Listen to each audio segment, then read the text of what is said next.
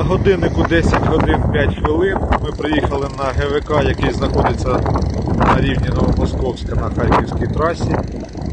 Бачимо, що йдуть роботи після того, як ми зробили зауваження, що площадка не відповідає нормам для того, щоб проводити правильне зважування. Роботи почали після наших заяв, але можна було їх зробити в якийсь інший час, щоб не заважати роботі самого ГВК. Роботи проводяться, а самих працівників Укртрансбезпеки на місці ми також не бачимо. А в цей час проїхало вже близько 10 машин, половина з яких точно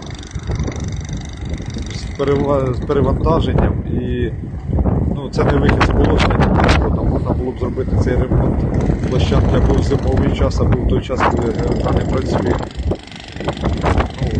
Якось видно, що реакція відповідна йде на громадські звернення і на появу громадськості. Наша комісія по роботі ГВК веде постійну роботу. Результати будемо бачити далі.